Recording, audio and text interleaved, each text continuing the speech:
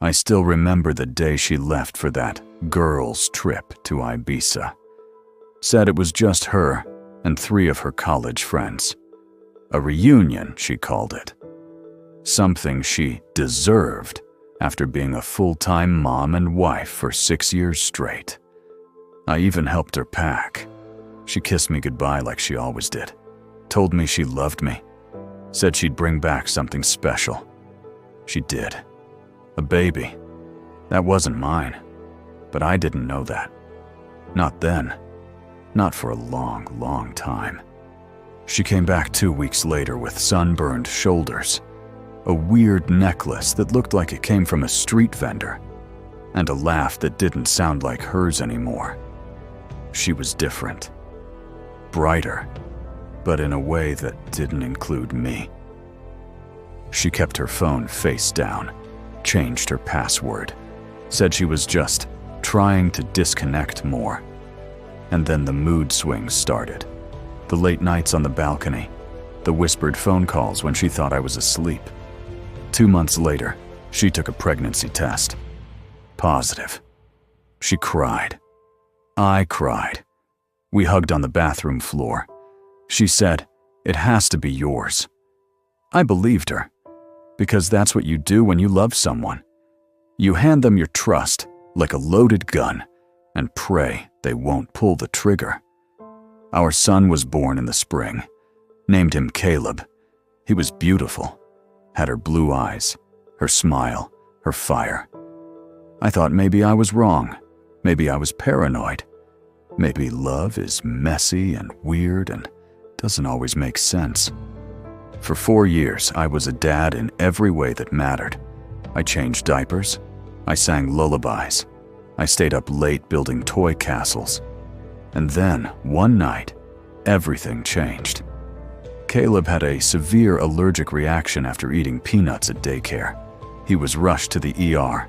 They ran tests, genetic markers, to see the risk levels, family history, etc. The doctor pulled me aside. "Are you sure you're the biological father?" I froze, said yes. He frowned. "Because his markers don't match yours. At all." That night, I sat in my car in the hospital parking lot and stared at the steering wheel for 3 hours. Then I went home, opened her laptop while she slept, and dug emails, messages, cloud backups. I found a folder labeled Ibiza 2018. Inside were videos, photos, one video of her at a club, dancing, grinding on some tall, tanned guy with a ridiculous mohawk and tribal tattoos. Later in the thread, a message. "Still thinking about that night in your little beach shack. You were wild." His name was Nico, local bartender. I found his Instagram. He looked exactly like Caleb, right down to the damn dimples. I didn't scream, I didn't cry, I planned. First, I made a backup of everything, created a new email, anonymous. I started contacting her friends from the trip under a fake identity, pretending I was making a documentary on life-changing vacations. They talked. Oh, they talked. Apparently, she'd told them she was done with me, that she wanted one last adventure before filing for divorce. But then she got pregnant and panicked and stayed. 6 years. She let me raise another man's child while she smiled and lied and took everything from me. I didn't confront her. Not yet. I got creative. I hired a local PI in Ibiza, paid him handsomely to dig into Nico's life, got his full name, found out he had no idea she'd had a kid. Then I booked a flight, flew there under a fake name, pretended to be a travel blogger, interviewed Nico at the same bar. He remembered her, laughed when he talked about the crazy married chick who couldn't keep her hands to herself. She was wild, bro. I thought her husband must be dead or something. I smiled, laughed with him, and recorded the entire thing. When I got home, I compiled everything into a film. I called it truth hurts. Booked a private screening room. Told her it was a surprise date night. Said I wanted to celebrate our new chapter. She wore a red dress. She held my hand.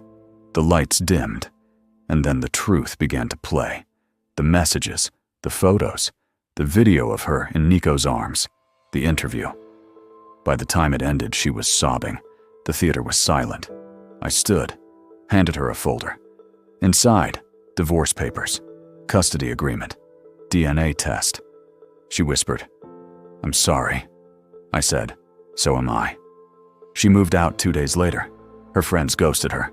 Her family sided with me. Even her mother said, "I always knew something was off." As for Caleb, he's still my son. I don't care about DNA. I was the one who stayed up when he was sick. I was the one who taught him how to ride a bike. I was the one who loved him when she was chasing strangers. She sees him on holidays. Maybe. Nico tried to reach out once. I sent him a copy of the film. No message, just the footage. He never replied. I've moved on, mostly. But some nights, when it's quiet, I think about the version of me that believed her. And I promise myself, that man will never exist again.